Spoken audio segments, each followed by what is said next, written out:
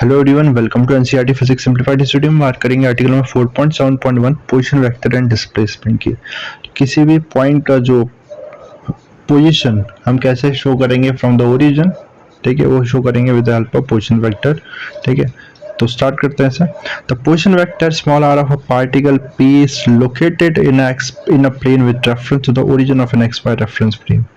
तो हमारा एक रेफरेंस फ्रेम है एक्स वाई, जैसे आप देख सकते हो ये एक्स वाई फ्रेम हमारा रेफरेंस प्लेन है। इस पे ये पार्टिकल जो पी है इसकी पोजीशन बतानी है। ठीक है, इसकी पोजीशन कहाँ से, इस जो एक्स वाई प्लेन हमने जूम किया है, ठीक है, इसके ये ओरिजिन है, इससे यहाँ पर इसकी position.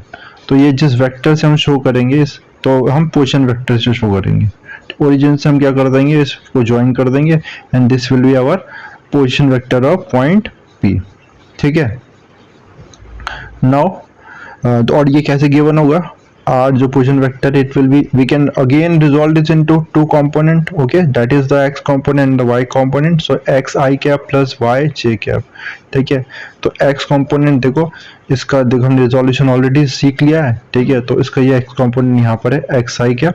X is the magnitude of this. ठीक, कितना ये कितना डिस्टेंस है इसका from the along the X axis और द ओरिजिन। ठीक है, एक्स एक्सिस के अलोंग कितना इसका डिस्प्लेसमेंट है, कितना इसका किस कोऑर्डिनेट पे है ये। Okay, and y is the displacement from the this from the y axis, origin से कितना है। ठीक है, तो और फिर यूनिट वेक्टर से मल्टीप्लाई कर दिया एक्स आई क्या वाई के, तो उसको हमने आर को दो कंपोनेंट में एक्स आई क्या प्लस वाई जे कैप में रिजॉल्व करते हैं। हम ऐसे लिख सकते हैं पोजीशन वेक्टर को, where x and y are component of small r along x and y axis, और simply they are the coordinates of the object. Simply ये कोऑर्डिनेट्स हैं इसके, पी और एक्स और वाई के, सिंपली ये एक्स वाई इसके कोऑर्डिनेट्स है पी के। ठीक है, इसके बाद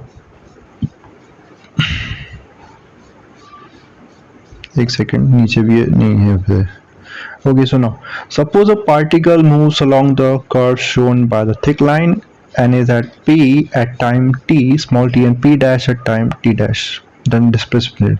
ठीक है, तो जो पार्टिकल है वो इस कर्व के अलॉन्ग दिख रहा है आपको, कर्व ये दिख रहा है ब्लू कलर का जो कर्व है, इसके अलॉन्ग मूव कर रहा है। तो किसी टाइम t पे जो पार्टिकल की पोजीशन थी वो p थी, और किसी टाइम t डैश पे कुछ और टाइम बाद उसकी पोजीशन क्या है, p डैश पोजीशन है। ओके, P की जो पोजीशन वेक्टर मैं बोलता हूँ R है स्मॉल r, और P डैश का कितना है R डैश है। ठीक है, तो कितना डिस्प्लेसमेंट हुआ, डिस्प्लेसमेंट हमें पता है जो शॉर्टेस्ट डिस्टेंस होता है दोनों पॉइंट के बीच में, this is the displacement, this is and we will call it the displacement vector, this is delta R vector. Okay, this is the displacement vector. ठीक है, और डेल्टा R वेक्टर कितना हो जाएगा, this will be equal to R cap, sorry not R dash vector, delta r vector, displacement vector कितना होगा, r dash vector minus are vector. ठीक है, तो ऐसे हो जाएगा। क्यों होगा, अभी हम ट्राइंगल लॉ से भी इसको देख लेंगे। ठीक है, अभी तो ये हमने देख लिया। ठीक है, देखो यहाँ, ये देखो ये डिस्प्लेसमेंट वेक्टर को कैसे देंगे, जो final position vector minus initial position vector, इसको ट्राइंगल लॉ से भी शो कर देंगे कैसे हुआ होगा ये। देखो आप इसमें ट्राइंगल लॉ क्या बोलता है। ठीक है, ट्राइंगल लॉ यही बोलता है कि अगर हम दो वेक्टर को क्या कर सकते हैं, किसी ट्राइंगल के साइड्स में हम शो कर सकते हैं। ठीक है, along the taken in the same direction, जैसे ये दिख रहे हैं ना आपको, आर जो है ये और ये डेल्टा आर सेम डायरेक्शन में ट्राइंगल के दो साइड, और आपको दिख रहा होगा जो आर डैश है ना, ये क्या है, ये ऑपोजिट डायरेक्शन में, तो ये रिजल्टेंट नहीं हो जाएगा। तो आर डैश क्या हो गया, रिजल्टेंट हो गया, और आर डैश हमें पता है आर प्लस डेल्टा आर के इक्वल होगा। ठीक है, डेल्टा आर वेक्टर के, तो डेल्टा आर वेक्टर क्या आ जाएगा यहाँ से, डेल्टा आर वेक्टर क्या आ जाएगा, डेल्टा आर वेक्टर आ जाएगा R vector minus R dash vector, उल्टा बोल दिया, आर डैश जब करोगे आप R dash vector minus are vector हो जाएगा। ठीक है, तो हमने ट्राइंगल लॉ से भी इसको शो कर दिया डिस्प्लेसमेंट वेक्टर, और पी से इनिशियल पोजीशन से फाइनल पोजीशन की तरफ ये डायरेक्टेड है। ओके, आगे बढ़ते हैं इसमें। We can write equation 4.25 in a component form की लिख देंगे ना, component फॉर्म में। ठीक है, जो r डैश वेक्टर था ना, हमने इसको कहीं लिखा नहीं था इसकी जो component थे, तो आप समझ गए होंगे उसको क्या लिखते हैं हमने, component क्या है r डैश वेक्टर के एक्स डैश आई कैप और plus Y dash J cap. तो डेल्टा आर क्या आ जाएगा यहाँ से, आर वेक्टर का, आर डैश वेक्टर का X dash I cap plus Y dash J cap minus X I cap plus Y J cap.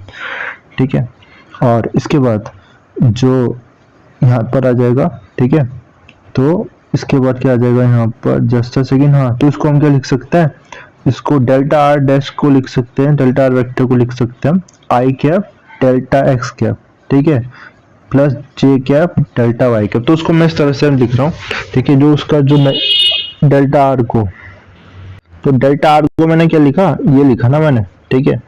अब इसको कंपेयर कर लो, कंपेयर कर लो तो डेल्टा एक्स क्या आ जाएगा, डेल्टा एक्स को क्या देख सकते हो हम, तो ऊपर वाले दोनों को कंपेयर कर लो, डेल्टा एक्स क्या आ जाएगा, एक्स डैश माइनस एक्स के इक्वल। तो एक स्टेप हमने स्किप किया है यहाँ पर, अब फिर से ना कम्यूटेटिव प्रॉपर्टी यूज करके इनको साथ में लिख देंगे, ठीक है। तो क्या आ जाएगा, आई के वाले कंपोनेंट को कंपेयर कर लेंगे, तो डेल्टा एक्स आ जाएगा एक्स डैश माइनस एक्स और डेल्टा वाई क्या आ जाएगा वाई डैश माइनस वाई, ठीक है। तो इस तरह से हम डिस्प्लेसमेंट वेक्टर हमने शो किया कैसे आ सकता है डिस्प्लेसमेंट वेक्टर, ओके, उसका मैग्नीट्यूड क्या हो डिस्प्लेसमेंट वेक्टर का, फाइनल जो पोजीशन होगी उसका जो एक्स कोऑर्डिनेट होगा माइनस कर दोगे जो इनिशियल पोजीशन होगी उसके एक्स कोऑर्डिनेट से, ठीक है, मैग्नीट्यूड की बात करें तो, ओके, और उसको आई कैप से फिर मल्टीप्लाई करके हमें वो फाइंड आउट हो जाएगा, ठीक है। वेलोसिटी देखते हैं, वेलोसिटी के बारे में, ओके, वेलोसिटी वेक्टर के बाद, the average velocity of an object is the ratio of the displacement in the corresponding time interval. तो वेलोसिटी, एवरेज वेलोसिटी क्या होती है, ठीक है, displacement and the upon corresponding time, ठीक है। तो this is displacement vector, average velocity vector क्या है, displacement vector divided by the time interval delta T time में, ठीक है, जो डिस्प्लेसमेंट कितना टाइम है डेल्टा टी टाइम में। तो यहाँ देखो अभी हमने देखा था ना डेल्टा आर वेक्टर क्या था, डेल्टा एक्स आई क्या प्लस डेल्टा वाई जे क्या, ये अब ऊपर देखा था डेल्टा टी, ओके। अब देखो दोनों इसको दोनों के नीचे डेल्टा टी को दोनों के नीचे लिख देते तो क्या आ जाएगा, I cap delta X upon delta T plus J cap delta Y upon delta T, okay. तो मैं वी को लिख रहा हूँ, वी वेक्टर जो एवरेज वेलोसिटी है वेक्टर, इसको लिख रहा हूँ वी एक्स आई क्या प्लस वी वाई जे कैप। तो यहाँ से वी एक्स बता दो, वी एक्स जो वेलोसिटी का X component, average velocity of X component है, उसकी उसके मैग्नीट्यूड कितना आ जाएगा, क्लियरली आप कंपेयर करके फिर से बता सकते हो, वो आएगा वी एक्स आ जाएगा delta X upon delta T. ऐसी वी वाई क्या आएगा, वी वाई आएगा simply delta Y upon delta T, ठीक है। आई होप इतना क्लियर हुआ। Since V average velocity will be equal to average velocity vector delta r upon delta t, the direction of the average velocity is the same as that of delta r, ठीक है। तो देखो जो average velocity vector की direction क्या होगी, जो displacement vector की डायरेक्शन होगी वही होगी। ये डायग्राम में भी शो हो रहा है, देखो डेल्टा आर की डायरेक्शन क्या थी, डिस्प्लेसमेंट ये थी, डायरेक्शन ऑफ वी भी वही होगी, okay. And now important concept है यहाँ पर, ठीक है, डिफरेंशिएशन का यूज होगा यहाँ। तो velocity, instantaneous velocity is given by the limiting value of the average velocity at the time interval approaching zero. तो जब हम इंस्टेंटेनियस किसी भी इंस्टेंट पे वेलोसिटी की बात करेंगे तो क्या करेंगे, टाइम इंटरवल इसमें जीरो को रीच करेगा, ठीक है। डिफरेंशिएशन का कॉन्सेप्ट है पूरा, ठीक है। हमें पता डेल्टा टी जब जीरो को रीच करेगा तो यहाँ पर D by D T, this is what is this, the very very very small change in this quantity, that is the displacement with respect to the very very small change in the time and the second quantity, okay।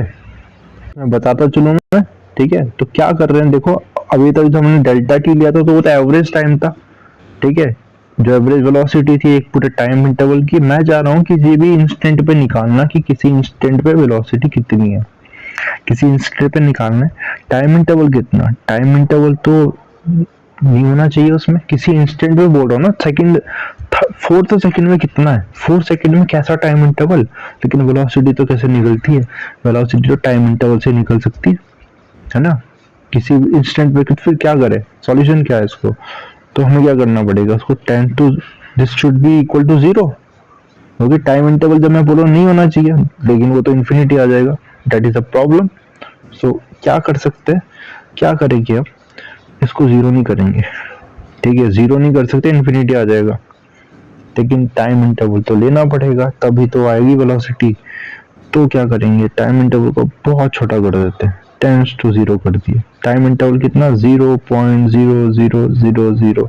Time interval तो है ना, अब बहुत छोटा है तो interval, तो इसमें कितना चेंज हो रहा है ऊपर वाली क्वांटिटी, इस छोटे से very very small change in time में कितना डिस्प्लेसमेंट भी, कितना डिस्प्लेसमेंट चेंज आया, ठीक है, that will give us instantaneous velocity. ठीक है, आया समझ में? Okay, so the meaning of the limiting process can be easily, और इसको ग्राफिकल मेथड से बहुत अच्छे से समझाया, ध्यान से समझेंगे समझ में आएगा। The meaning of the limiting process can be easily understood with the help of figure 4.13a to d. In this figure, the thick lines represent the path of an object which is at P at time t.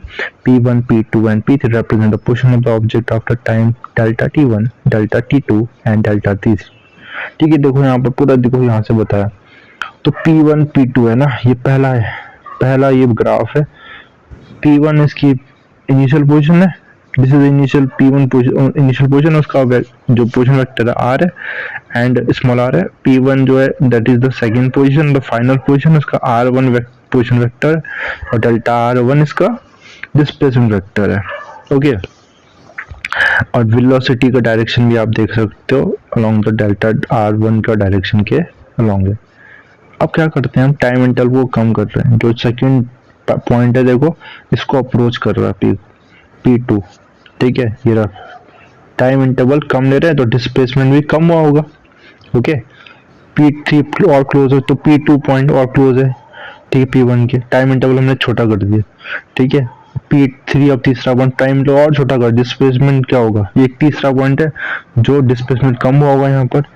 और अब देखो क्या हुआ, time interval हमने 10 to 0 कर दिया, अब time interval कितना हो गया, टाइम इंटरवल 10 to 0 हो गया, ठीक है, ऑलमोस्ट जीरो के बराबर, मतलब जो P और जो उसका नेक्स्ट पॉइंट था ना, वो ऑलमोस्ट बराबर है, ऑलमोस्ट ओवरलैप कर रहे हैं, ठीक है।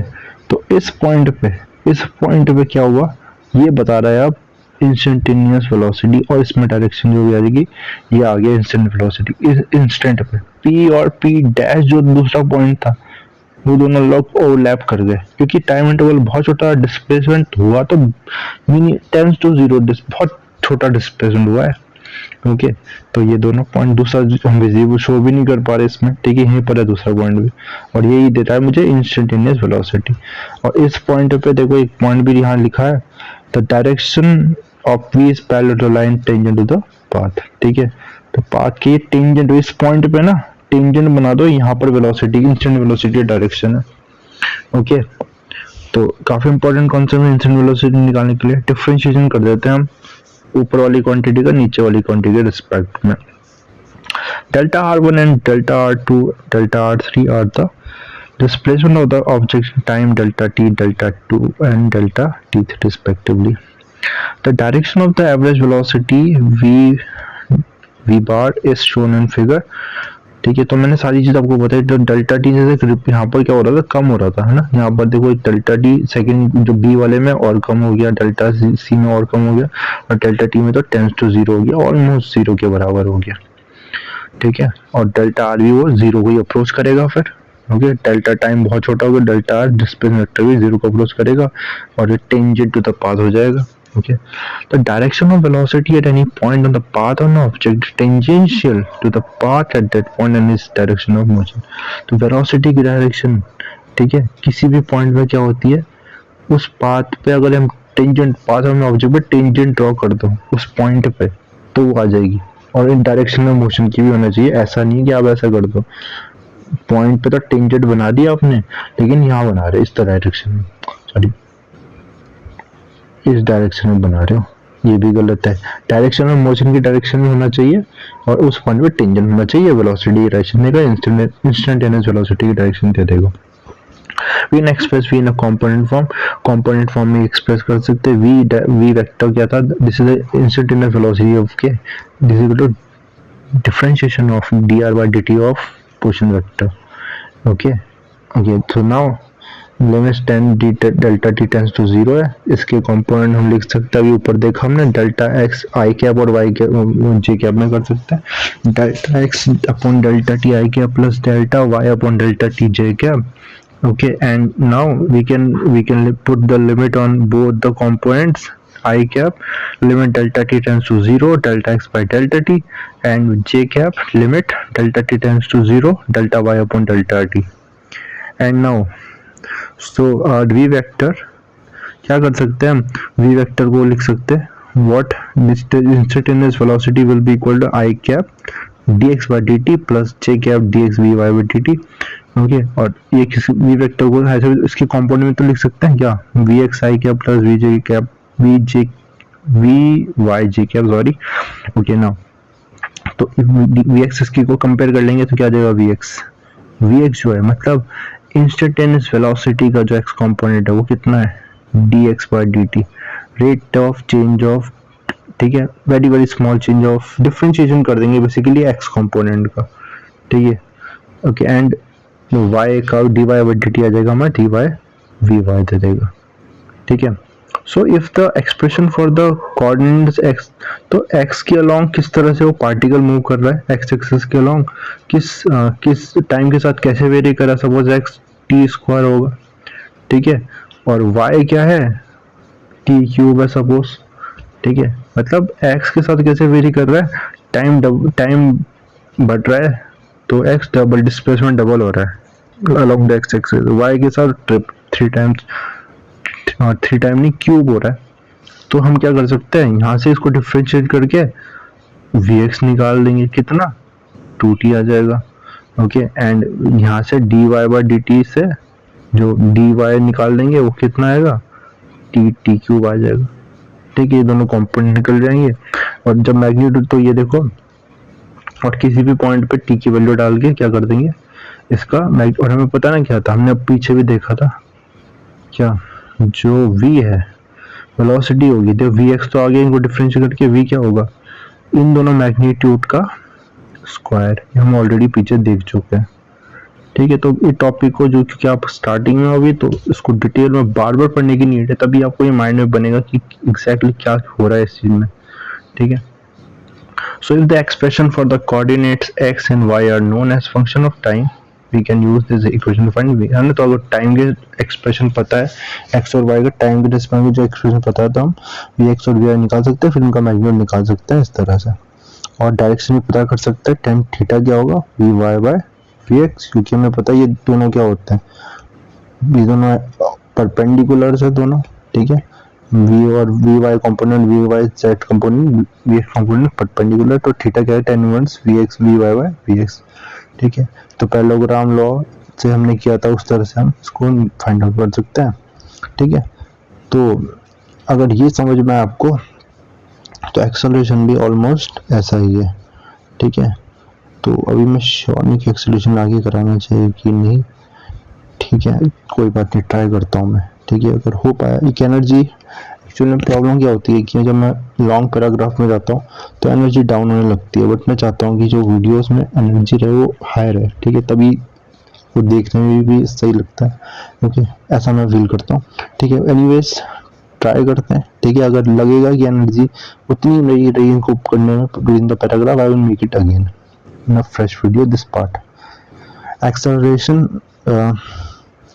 the average acceleration a vector of an object for a time interval delta t moving in xy plane is the change in velocity divided by the time interval, ठीक है. तो हमें पता ना एवरेज एक्सेलरेशन क्या है, change in velocity divided by time interval है, okay. Average acceleration क्या है, D delta we bye delta T, okay. Again हम जो वेलोसिटी की हमने कंपोनेंट लेते हैं वही कर देते हैं, कंपोनेंट डेल्टा वी एक्स आई क्या प्लस वी वाई जे क्या, फिर से इनको स्प्लिट कर देंगे, डेल्टा वी एक्स आई क्या बाय डेल्टा टी आई क्या प्लस डेल्टा वी जे क्या अपॉन डेल्टा टी जे क्या, ठीक है. ओके, नाउ इसके बाद और ए जो एवरेज एक्सेलरेशन है वो हम लिख सकते हैं एक्स आई क्या प्लस ए वाई जे क्या, तो x किसके बराबर आ जाएगा, x will be equal to D V by dx sorry dvx by dt, and dy will be d differentiation of velocity vector, velocity component of velocity along y axis, ठीक है, and dt.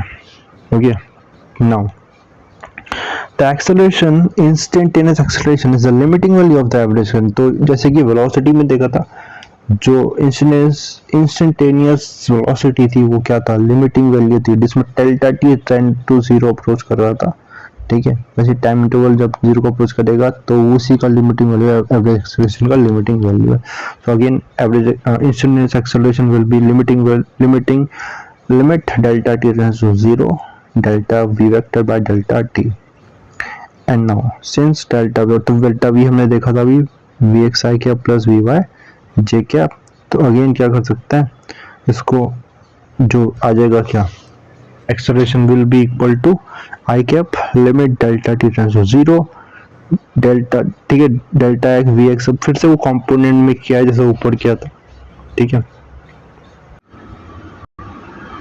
Okay, तो मैंने accidentally ये pause कर दिया था बीच में, ठीक है, तो वो रिकॉर्ड नहीं हुआ उतना पार्ट, तो हमने शॉर्ट की इतना रिकॉर्ड हुआ है। तो मैं एक चीज बता रहा हूँ, मैं एक्सेलरेशन को ग्राफ से कैसे इंस्टेंटेनियस एक्सेलरेशन ऑप्शन करें ग्राफिकली हम एक्सप्लेन कर रहा हूँ, ठीक है। इसमें पीछे जो मैंने एक चीज बताई कि हम एक्सेलरेशन की जो कंपोनेंट है एक्स को एक्स की टर्म में भी लिख सकते हैं, D two X by double differentiation of displacement on X axis, and again D Y को लिख सकते हैं D two X Y by D T square, ये चीज बताई थी। और बाकी तो मैंने आई थिंक ऑलमोस्ट सिमिलर ही है जो हमने ऊपर देखा था। अब ग्राफिकली समझ रहे हैं, बहुत इंपॉर्टेंट है। देखो जो पी पॉइंट है ना, पी पॉइंट पे ये वेलोसिटी है v, और p1 पॉइंट पे कितनी है v डैश वेलोसिटी है, ठीक है। तो एक्सेलरेशन की डायरेक्शन कैसी होगी, देखो v इधर है ना, इसको मैं इधर भी तो बना सकता हूँ पैरेलल, तो it could be drawn here, इसको यहाँ से भी समझाया उन्होंने, ठीक है। तो ये जो v देखो यहाँ है, पैरेललोग्राम लॉ से कर दिया इसको, पैरेललोग्राम लॉ से बेटर है, v इधर है, v डैश किधर है, इधर है, ठीक है। सो हमें पता है, तो इनिशियल ये रहा एंड फाइनल ये रहा। तो डिस्प्लेसमेंट जैसे हमने डिस्प्लेसमेंट वेक्टर देखा था, change in velocity will be from the initial to final, तो डेल्टा वी, एंड ये क्या हो जाएगा, एक्सेलरेशन का डायरेक्शन। इसलिए बोला है एक्सेलरेशन का डायरेक्शन कहाँ है, इधर है, ठीक है। ये इंपॉर्टेंट है, समझ सेकंड, ठीक है। Okay, so this will B, we have to again go there. Yes, so now